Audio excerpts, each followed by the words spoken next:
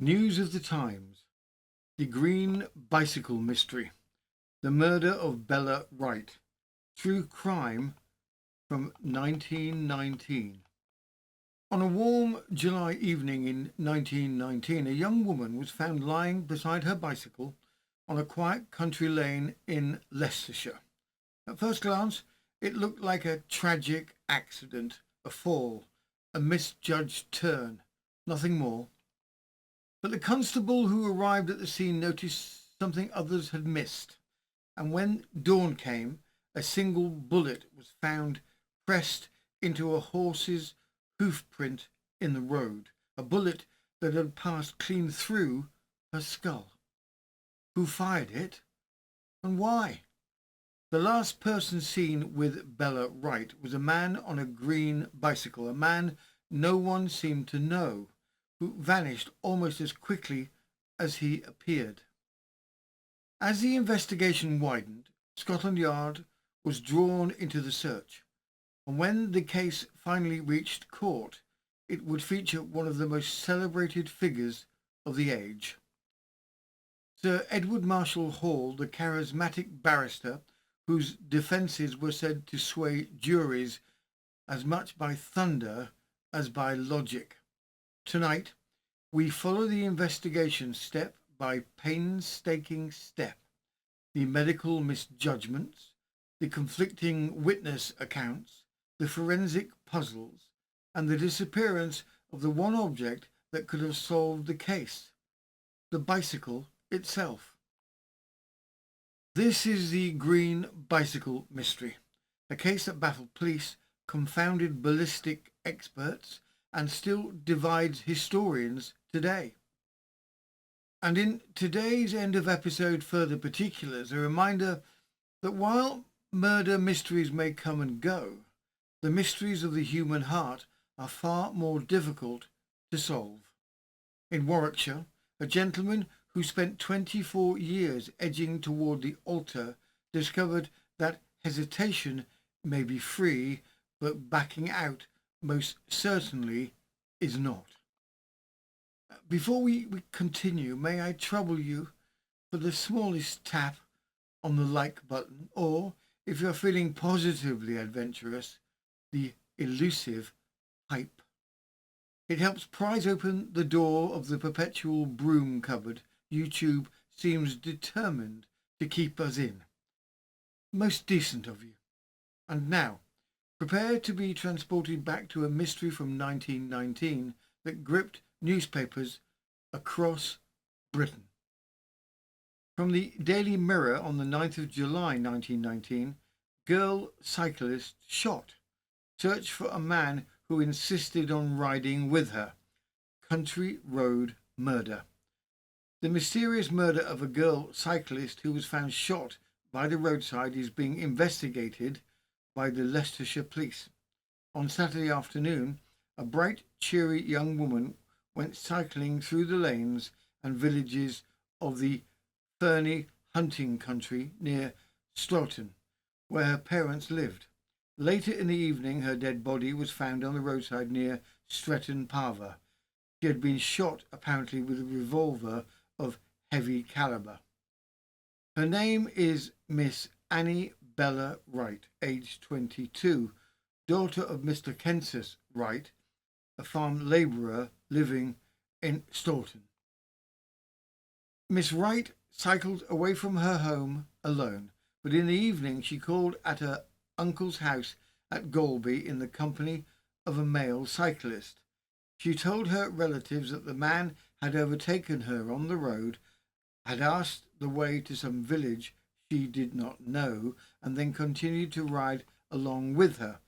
When told that he was still waiting for her outside, she said, "Oh, I shall not go then." Yet she left her uncle's house at about 8 o'clock, and the man was seen with her riding in the direction of Stretton and Stoughton. The police are offering a reward for information that will lead to his arrest. He is described as from 35 to 40 years of age, unusually clean shaven, but had not shaved recently, hair turning grey, broad face and broad build. His fawn raincoat with plaid lining, dressed in grey mixture jacket suit, and his bicycle was a green enamelled BSA. At first, the death of a young woman found beside her bicycle drew little more than local concern, a sad accident on a quiet country lane. But as the police pressed on, small details began to trouble them. The wound was not consistent with a fall.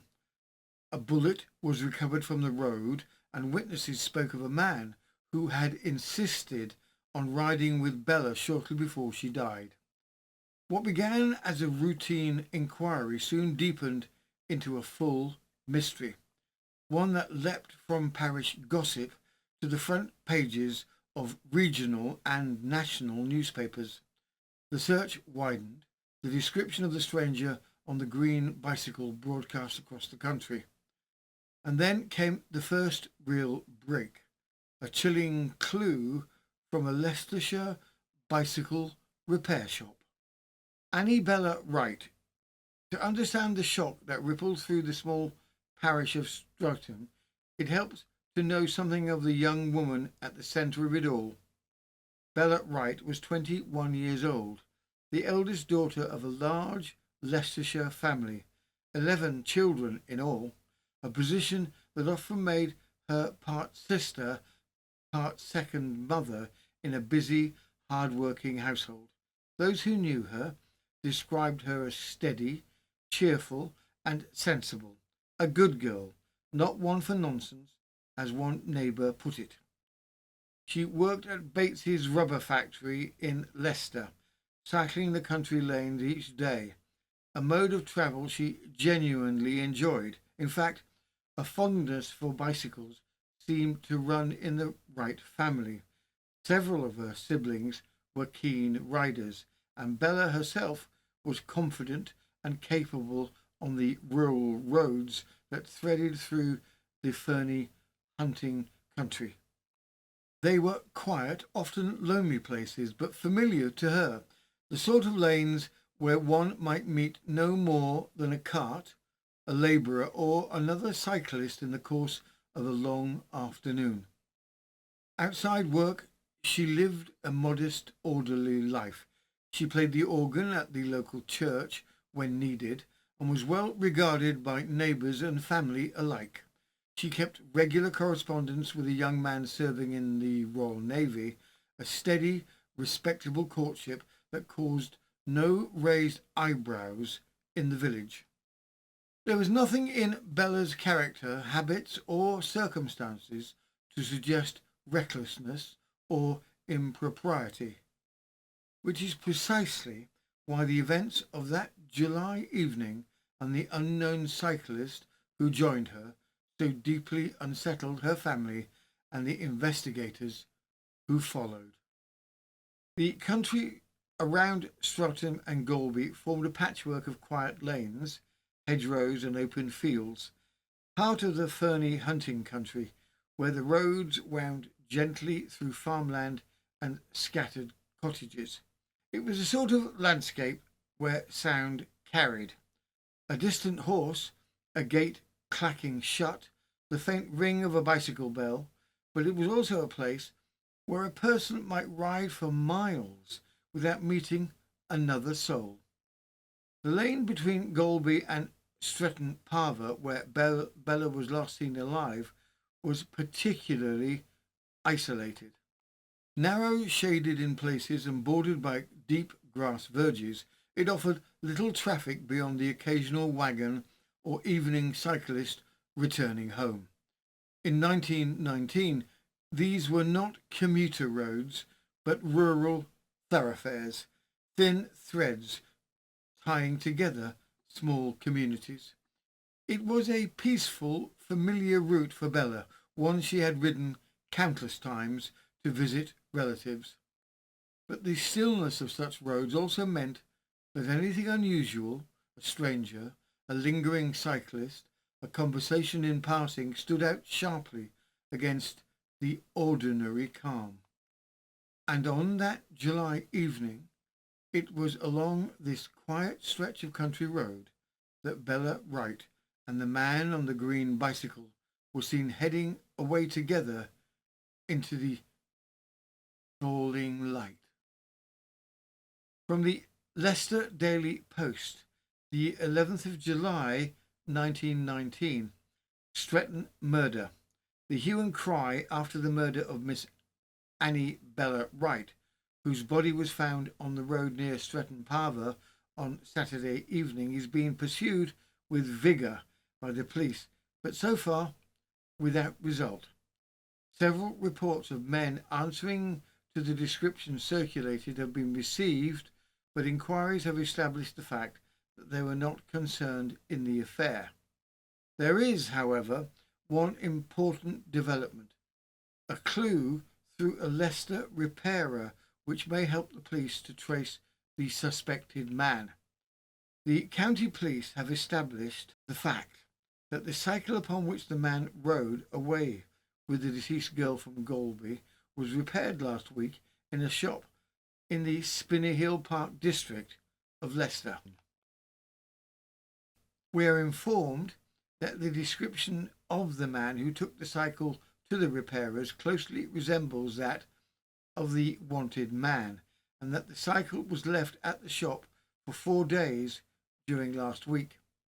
It was the particular and peculiar nature of the repair of the 3-speed control, as described in the published description, that was the means of it being traced.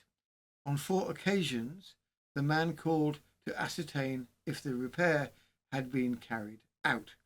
3 times between the hours of 10 and 11 on different days, and he took it away at about 2 o'clock on the afternoon of the tragedy. The man appears to have left no name or address at the repairer's premises, but from conversations he had with the person doing the repairs, it is believed that he is a stranger to Leicester, and there is a suggestion that he was staying in the city either at lodgings or with friends before resuming work with a firm in London. It is hoped that this information will lead to the apprehension of the suspected person. 36 hours start.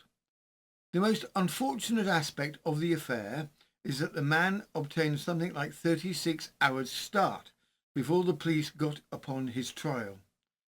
He may have disposed of the cycle by throwing it into a river or otherwise getting rid of it, and he may also have made some alterations in his personal appearance. The theory originally suggested that the girl was shot while on the bicycle is not now regarded as established by the evidence. The position of the bicycle in relation to the body lends weight to the view that she was shot while holding it, and the fact that there were marks on the face evidently caused by contact with the road can easily be accounted for by movements of the head on the road after the unfortunate girl shot. Careful search has been made for the weapon, probably a revolver, with which the deed was committed, but so far without result. Description of the man. The description of the man and of his bicycle, in the first instance, rested chiefly upon the rapid observation made by Mr. Evans, a cousin by marriage of the murdered girl, who was on a visit from Lancashire to the girl's uncle, Mr. George Measures of Golby. Himself an expert cyclist, he saw almost at a glance the peculiarities of the suspected man's cycle, which should easily lead to its identification. During the period amounting probably to more than an hour that the girl's unknown companion was hanging about the village waiting for her to reappear, he had a few minutes' conversation with the man, and the results of his observations have already been given in our columns. We gather that the man for whom the police are searching has a rather high-pitched voice and is inclined to taciturnity. With the description of the man and his distinctive green bicycle now circulated, police forces across Leicestershire and far beyond began scanning roads, villages, lodging houses and railway stations for any sign of the unknown cyclist. The repair shop clue had transformed the case from a local tragedy into a wider manhunt, and it soon became clear that county officers would need additional support. Scotland Yard was brought into the inquiry and detectives arrived in Leicester to coordinate the growing search. What troubled them most was the possibility that the man deprived of his bicycle while it sat in the repair shop had been moving through the area on foot for several days and might still be doing so. The investigation widened again, drawing in new witnesses and new accounts of a man seen walking with Bella only a week before her death. As the press reported, Scotland Yard issued a public invitation to this earlier companion, if he were innocent, to come forward. From the Leicester Daily Post, the 17th of July, 1919, the Stretton Mystery. Statement by Scotland Yard detective. Man who was with the murdered girl a week before the tragedy, invited to come forward. In the course of a chat with Inspector Hawkins of Scotland Yard yesterday, with reference to the murder of Annie Bella Wright at Stretton, it was pointed out to our representative that not only do the police believe that the wanted man was in Leicester for 4 days prior to the murder, but they have reason to think he was not yet leaving the district. The attention of the public is called to the fact that from the Wednesday prior to the tragedy until Saturday, the bicycle ridden by the suspect was in the repairer's shop awaiting repair, and therefore he would be hanging about the district without a machine. Information, therefore, of such a man being seen about, even without the cycle, should be given to the authorities. It is further learned that on the 28th of June, which was the Saturday prior to the girl's death, Messrs. Bates workers had a shop outing to Foxton Locks, about 15 miles from Leicester, and the deceased joined the party at Oadby. On the return journey, she left at Oadby to walk home to Stoughton, some 2 miles away. When she had moved a few yards away, she was seen to be joined by a man who accompanied her across a footpath leading to Stoughton, as far as the party were able to keep them in sight. The police are desirous that the man who accompanied Miss Wright towards Nome that evening should communicate with them. The Illustrated Police News, never shy of a dramatic headline, offered its own summary of events as the inquest opened. It repeated much already known: the mistaken assumption of an accident, the constable's early suspicion, and the bullet found at first light, but added 1 or 2 memorable details. A feature of the crime which at first puzzled the authorities was the fact that spots of blood were found on a gatepost 20 feet from where the body was found.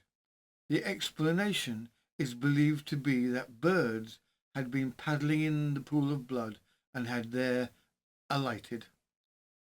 The paper also noted a reported sighting in Tottenham, where a nervous man with a green bicycle sought repairs before hurriedly departing, a detail the Leicestershire police took seriously as the manhunt widened. But for the inquest itself and the carefully legal framing of Bella Wright's death as wilful murder, we turn to the local Leicester press, which followed every detail closely. The inquest takes place over several days, the last week of July 1919. The adjourned inquest, reconvened at Great Glen on the 26th of July, focused on the medical evidence and on the troubling delay before Bella's death was recognised as murder. Dr. E. K. Williams explained that when he was summoned to the scene late on the Saturday night, he found Bella's body warm, her bicycle by her side, and no obvious signs of foul play. He conducted only a cursory examination in the dim light of the cottage to which her body had been taken, assuming a simple accident. It was only after P.C. Hall's early morning discovery of a bullet embedded in a muddy hoof print that the doctor returned the following evening for a proper inspection. With the head washed, a puncture wound beneath the left eye, and an exit wound at the back of the skull became clear. The bullet had travelled upwards, inwards, and backwards, passing straight through the brain. At the formal post-mortem the following day, Dr. Williams and Dr. Phillips confirmed severe internal damage, but no signs of assault, struggle, or interference. Bella's clothing was undisturbed. Even the small bow fastened with a flimsy pin remained intact.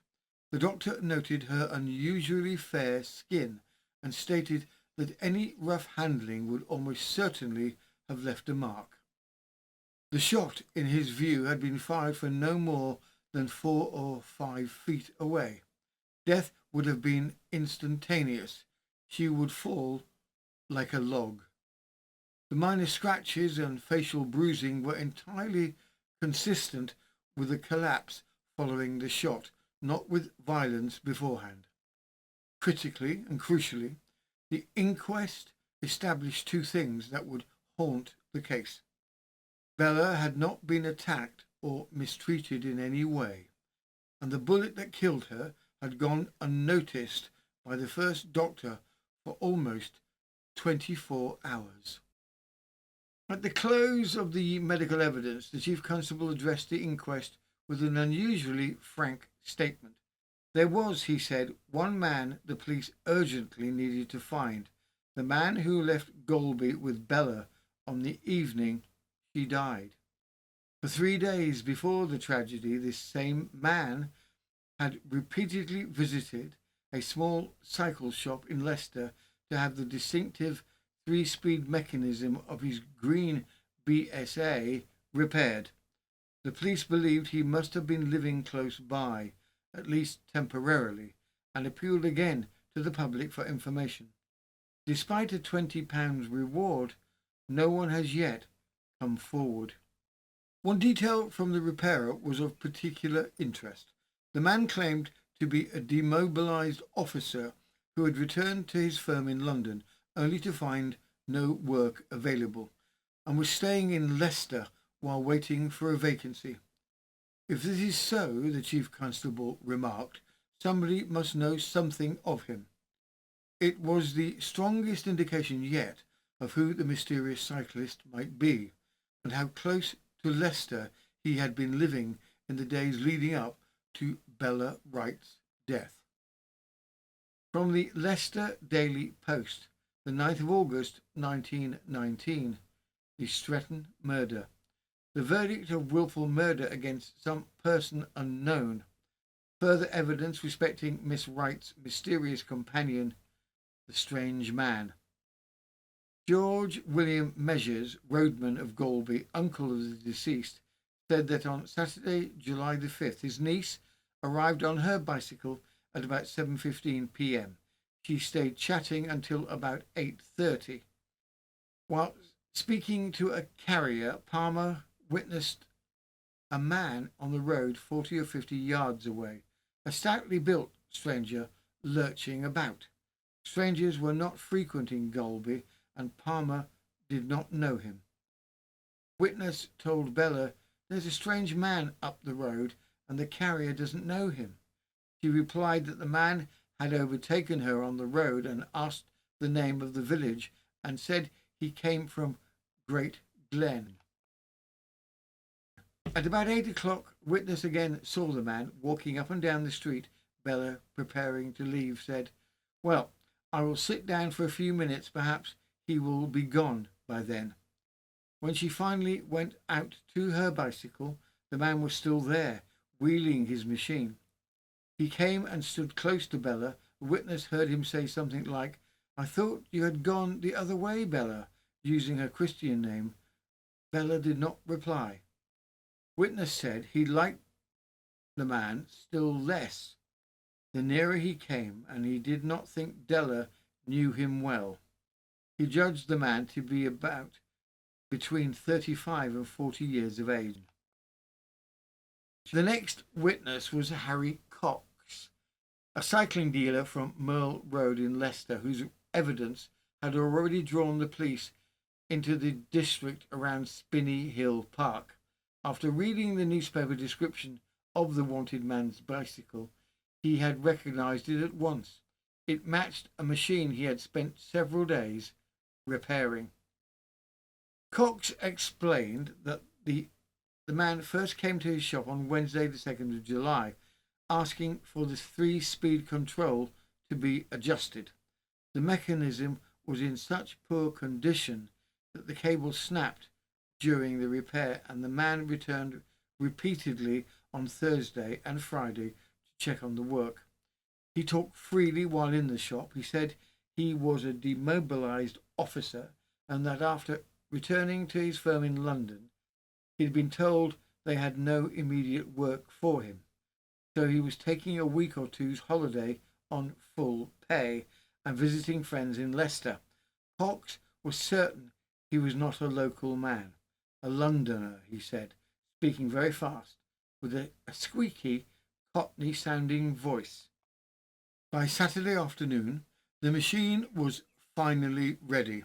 The man arrived wearing a light raincoat and sounding impatient, said he was fed up with messing about the town and was going for a ride in the country. He rode off in the direction of Old Evington. Every key detail of the description published by the police matched the bicycle Cox had repaired, but when asked whether the man had said where he was staying, the repairer replied that he had given no address and no clue as to where he lived. The inquest then heard from Henry Clark, a Leicester gunsmith, who examined the recovered bullet. He identified it as an old patterned 45 caliber projectile, the sort that might be fired from either a large revolver or an antiquated rifle, and noted it had been propelled by black powder rather than modern smokeless charge. Clark explained that scorch marks on the face could only be expected if the weapon had been fired at very close range, within about 5 feet. The absence of burning did not rule out a revolver shot, but suggested some distance between the shooter and the victim. The bullet's flattened sides and indentations showed that it had struck the road or another hard surface while already practically spent. Even so, Clark said in a partially deflected bullet could still pass through a human skull. The fact that it was found 17 feet from Bella's body was not unusual if it had ricocheted. He added that although a revolver was more likely, it was still possible that the shot had come from an old patterned rifle. The coroner's remarks. The coroner, in his address to the jury, said it was clear that death was due to a gunshot wound, and that would probably come to the conclusion that the wound was caused by the bullet produced. Unfortunately, it had not yet been found possible to find the person who fired the bullet. Everything possible had been done by the local police and by Scotland Yard, but up to now nothing had been brought to light. The jury returned a verdict of wilful murder against some person unknown. After the adjourned inquest on the 9th of August 1919, the investigation entered a long and frustrating phase. For months, Leicestershire Police and officers from Scotland Yard continued to search for the unknown cyclist and, above all, the green BSA bicycle that had vanished so completely on the night of Bella Wright's death.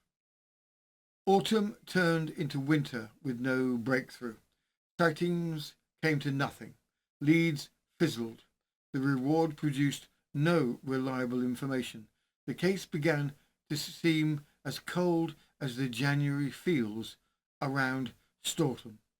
Then, in the early days of March 1920, the long silence broke. During routine dredging of the canal near Aylestone, only a few miles from the lane where Bella died, workers brought up a twisted frame of a green enamelled tubing. It was the missing bicycle. Within days, the police made their move. In Cheltenham, over 60 miles from the scene of the crime, they arrested a Leicester man whose name would soon dominate headlines across the country. And with that, the next phase of the Stretton mystery began. From the Leicester Daily Post, the 6th of March 1920, the Stretton murder, Leicester man's sensational arrest at Cheltenham, green bicycle discovered in the canal near Aylestone, accused at the police court. A sensation was caused throughout the city and county yesterday when it became known that an arrest had been made in connection with the crime. The arrest was made at Cheltenham on Thursday night. The name of the man apprehended is Ronald Light, who has been for some time employed as a mathematical master at Cheltenham College and is a Bachelor of Science of Birmingham University. He is a Leicester man, his mother residing at 54 Highfield Street. The arrest was made by Detective Superintendent Taylor. The clue which led the police to take up the inquiry was the discovery of a green bicycle.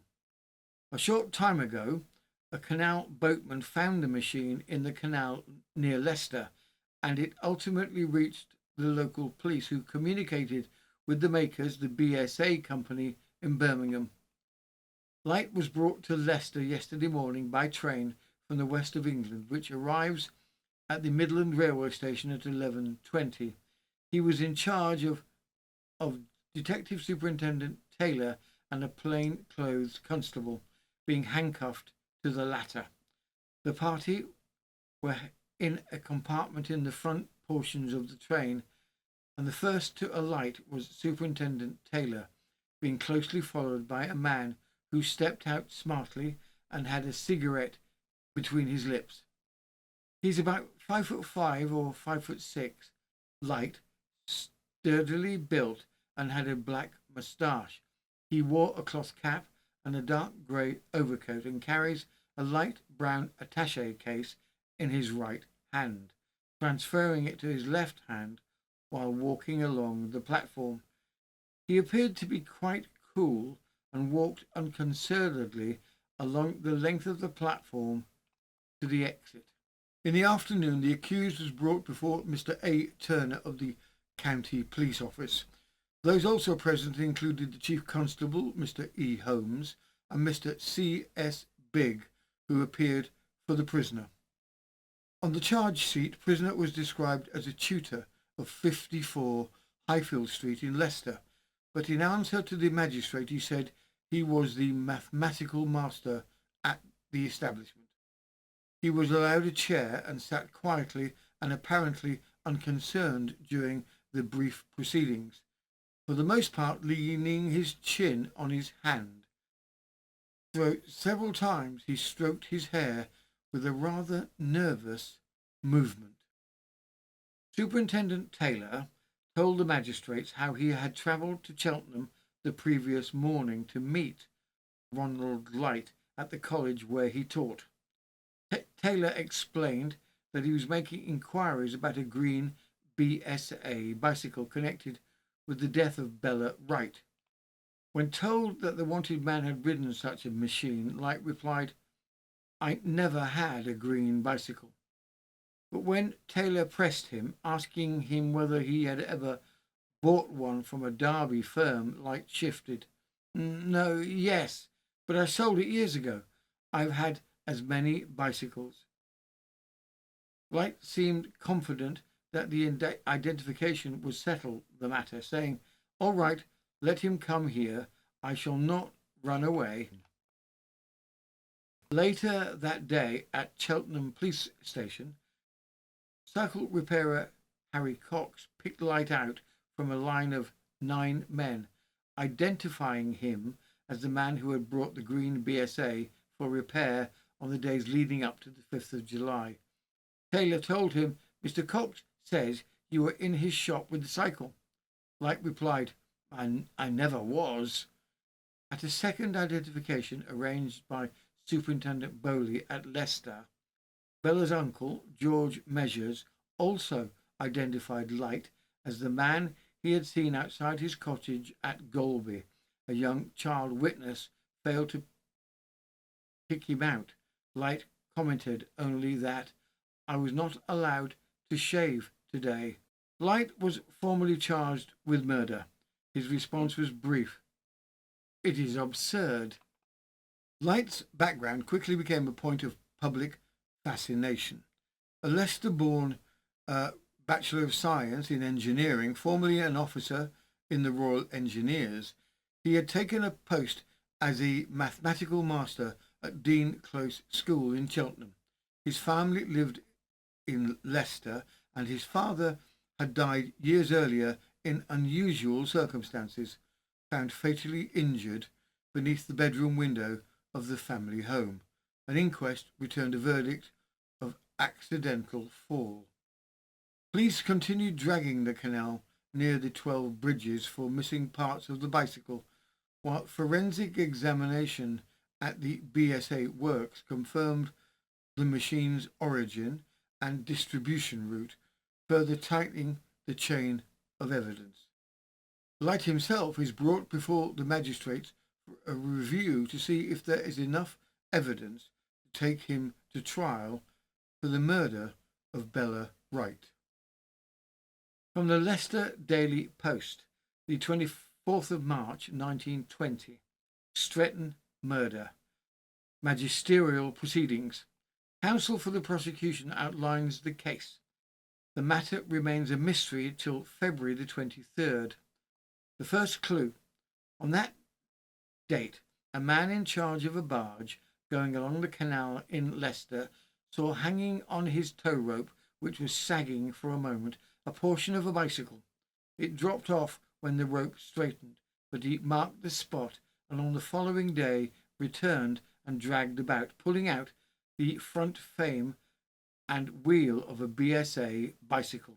He saw that it was enamelled in green, and recalling that a green enamelled bicycle had been mentioned in connection with the Little Stretton murder, he handed it over to the police. The bicycle was taken to Mr. Cox, who identified it as a portion of the bicycle he had repaired, and it was afterwards taken to Mr. Campion, manager of the Campion Cycle Company, who made a remarkable discovery. It was the practice to number bicycles in two places, one visible and another place. The number which had been filed off, but on the top of the front fork, was the number 108648. Inquiries were made, and the BSA company discovered that the bicycle numbered 103648 was especially ordered by Messrs. Alton and Spencer's dealers of Derby on May the 3rd, 1910. It was delivered to them on the 12th of May, 1910, and was sold by them to their customer, Mr. Light, on the following day. Light had been in the habit of hiring a motorcycle from them for some years, and had been then recommended by Mr. Morris, the assistant, as a very steady person. Morris remembered seeing in Derby shortly before prisoner left Derby, and that he had assisted to repair it. The arrest. Having collected all the evidence, the police began to make inquiries for Mr. Light, and they eventually found him at Cheltenham, where he had obtained an appointment as master.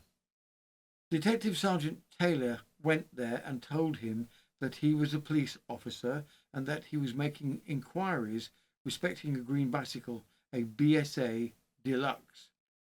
He also told him that on Saturday, 5th of July, the girl Bella Wright was shot at Little Stretton and that she was seen with a man riding a BSA bicycle. The same man had the bicycle repaired at Mr. Cox's cycle repairer in Leicester. Asked what had become of his bicycle, the prisoner said, "I never had a green bicycle." Proceeding, Mr. Sims stated that when he asked if he had a BSA green cycle from Messrs. Orton's in Derby, prisoner said no, and afterwards, "Yes, but I sold it years ago. I did not know who I sold it to. I have had so many bicycles." The prisoner was told that Mr. Cox could identify the man who took the bicycle to his shop, and he replied, "All right, let him come and see me. I shan't run away." Later, the prisoner, after asking the officer what the stunt was, said he sold a machine before he left Derby, and he gave a name.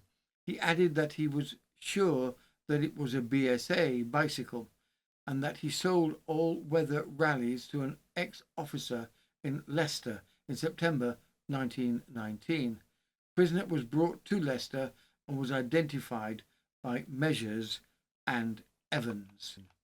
As the magistrate's inquiry moved into its latter stages, the picture darkened further. Among the witnesses called were two young girls, aged just 14 and 12, who described an encounter on the very same evening Bella Wright died. Both independently picked Ronald Light out of a lineup as the man who had followed them along the country roads outside Leicester, a man whose behaviour they found unsettling enough to turn back toward the city. Their evidence added a new and troubling dimension to the case.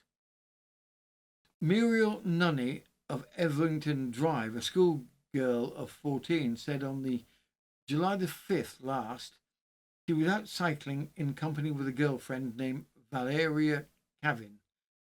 When riding away from Leicester on the Stretton Road between 6 and 5:30, they met a man who was cycling into Leicester. She identified the man as the prisoner, having later picked him out from a number of other men. The prisoner smiled as he passed, and a little later they found that he had turned and was following them.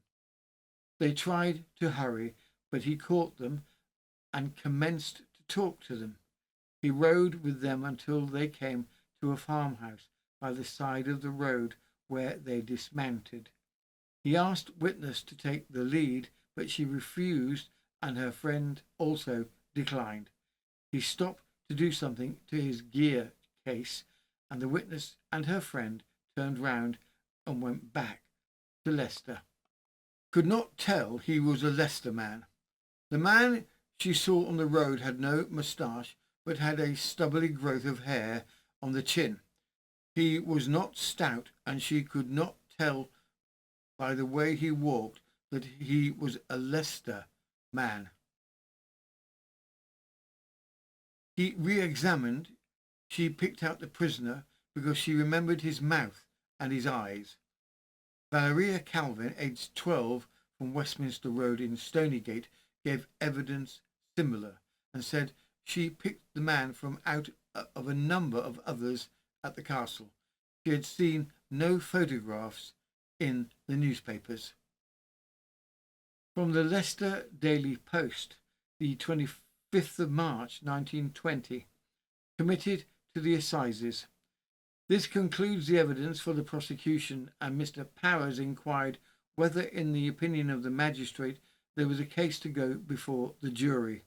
Mr. Turner, I believe there is. The prisoner was then formally cautioned.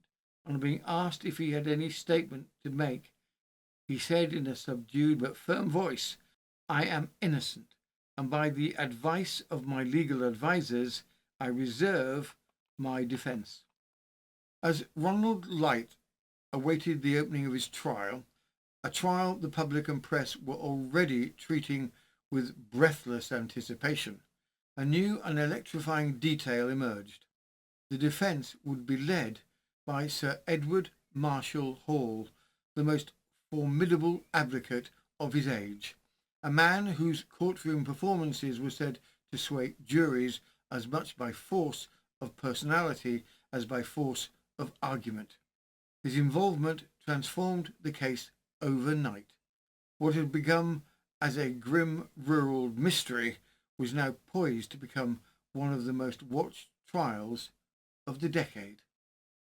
At trial, the prosecution case. At trial, the Crown argued that Bella Wright had been deliberately shot with a large caliber revolver between 8:50 and 9:20 p.m.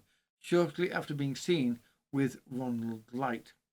Prosecutor Mr. Maddox told the jury that this was no accident, no suicide, and no ricochet from a distant shot, but a near-range firing, the bullet entering Bella's cheek and exiting the top of her skull. The case, he said, rested on a chain of behaviour.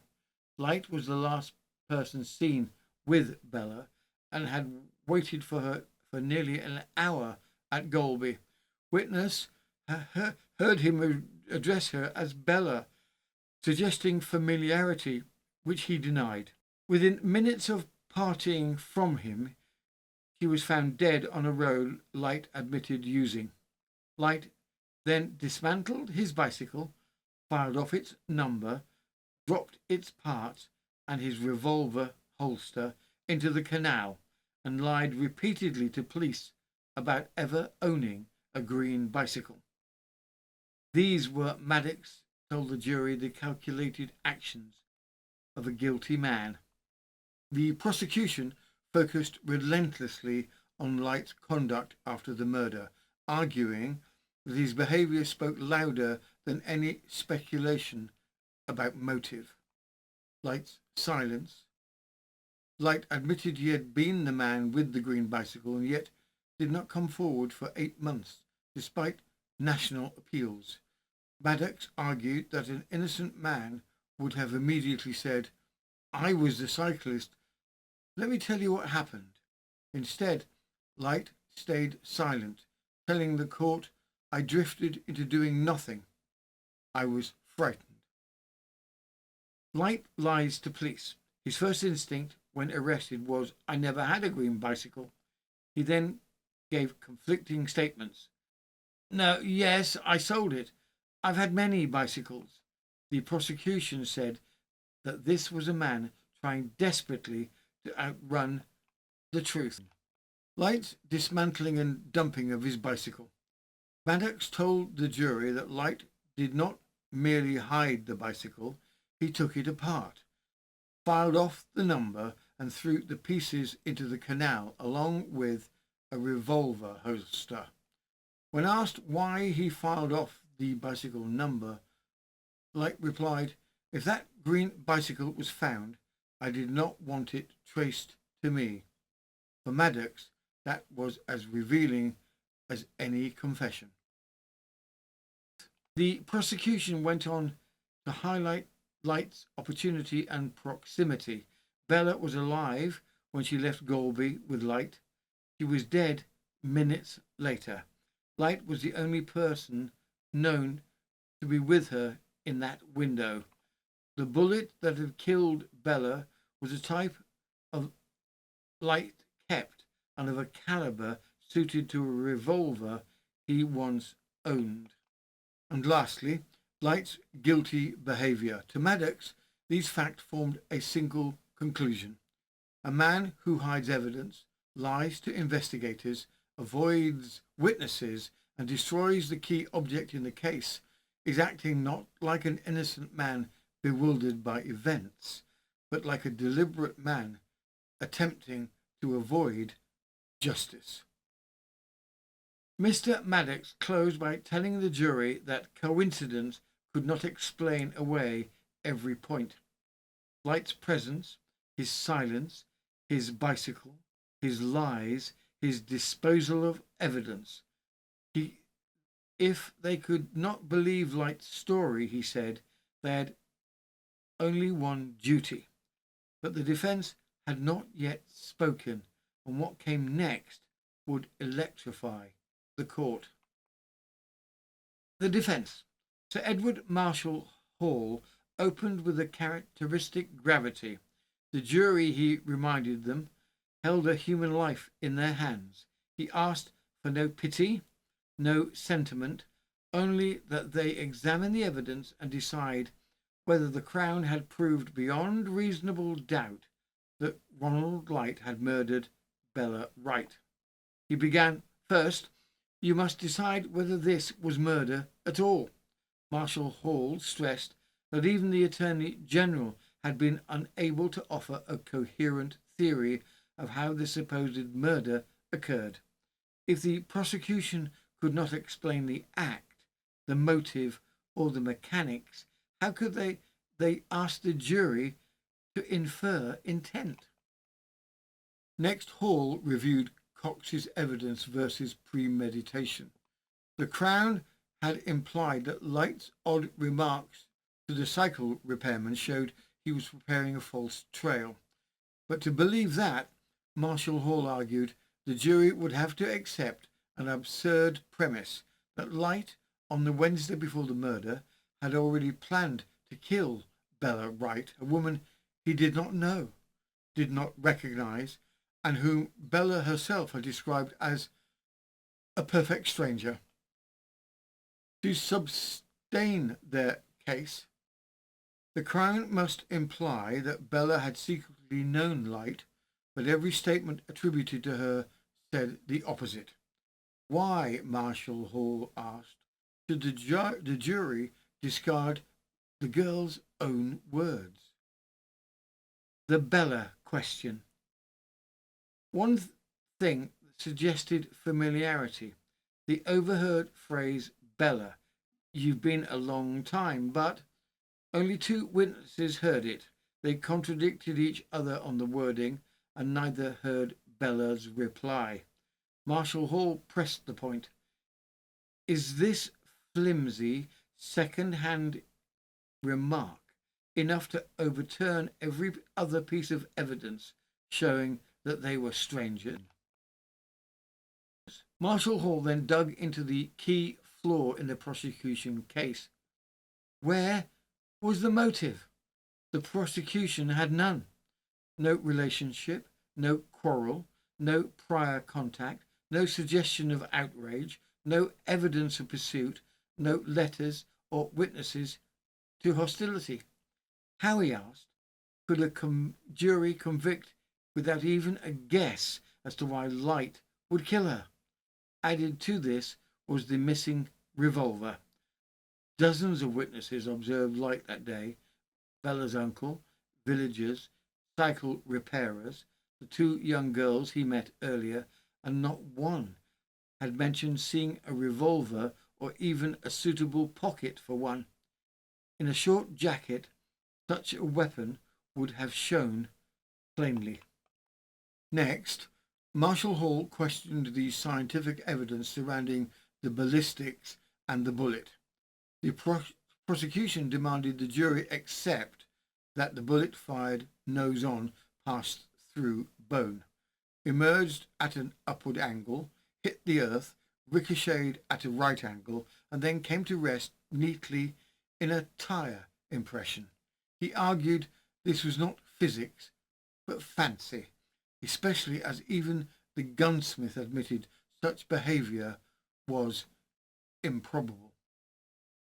He introduced the possibility that the incident had been an accident. He did not assert it was an accident, but insisted that unless the prosecution could eliminate the possibility of an accidental discharge by some unknown person on a lonely country lane, then they had not met the burden of proof. Marshall Hall concluded with the premise that coincidence did not equal guilt. he warned the jury against letting coincidence harden into certainty. Yes, Light was with Bella. Yes, he lied about his bicycle. Yes, he panicked and disposed of it. But none of these things prove he fired a gun. Fear, shame, and foolish attempts to avoid publicity were not murder. He ended by insisting that the jury must not hang a man on conjecture.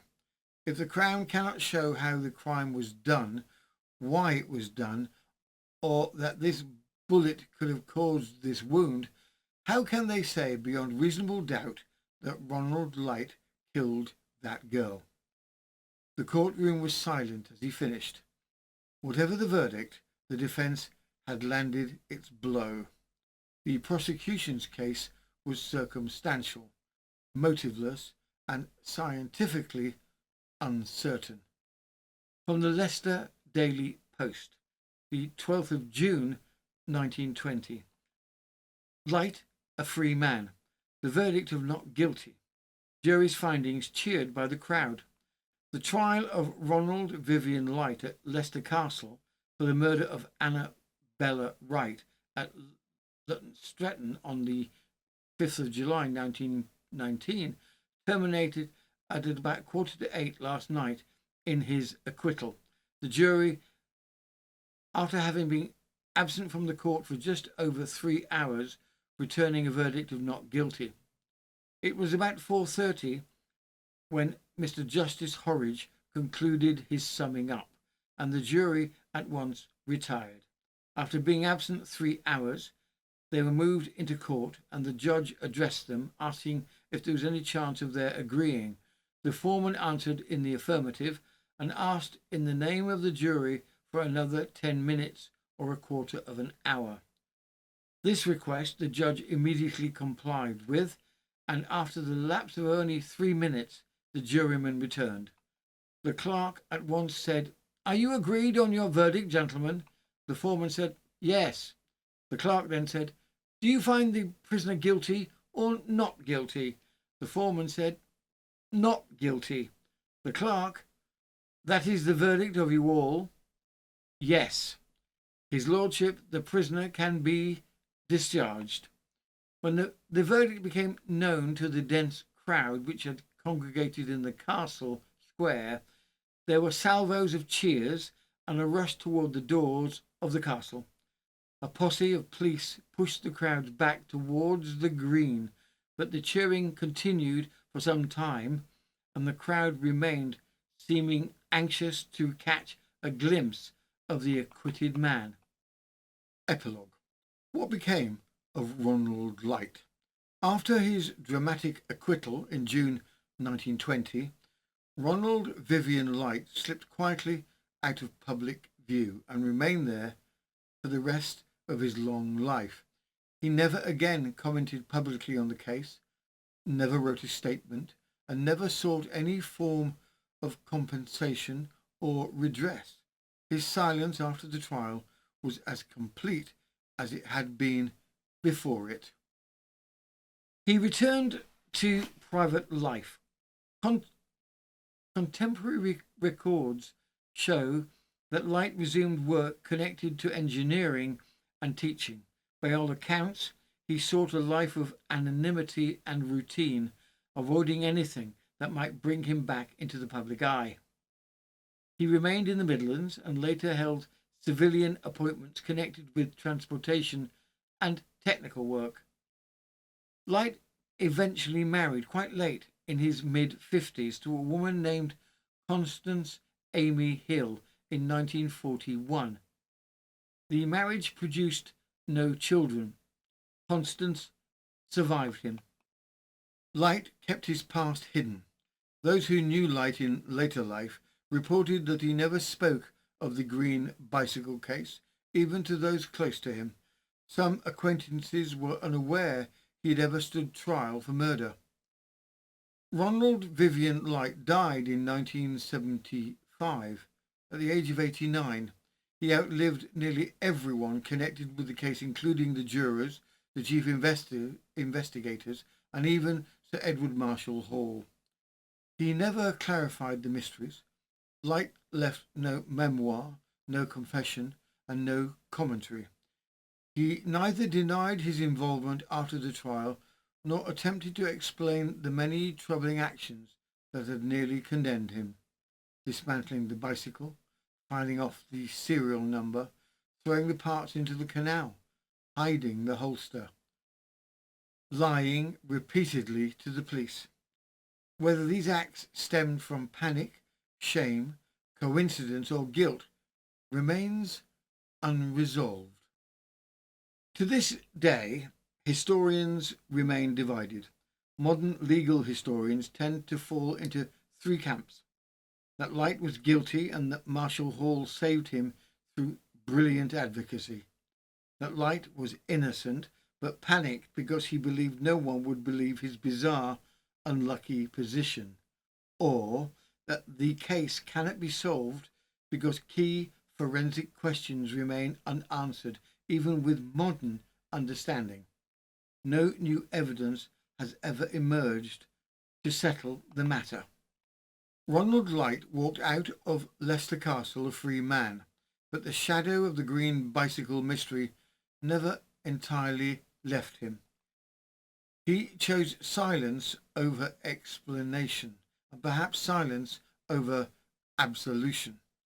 Bella Wright's death remained officially unsolved, and the two families carried the weight of that ambiguity into the decades that followed.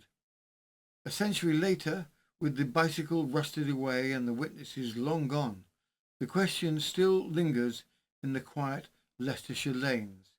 Did justice triumph, or did uncertainty? Further particulars.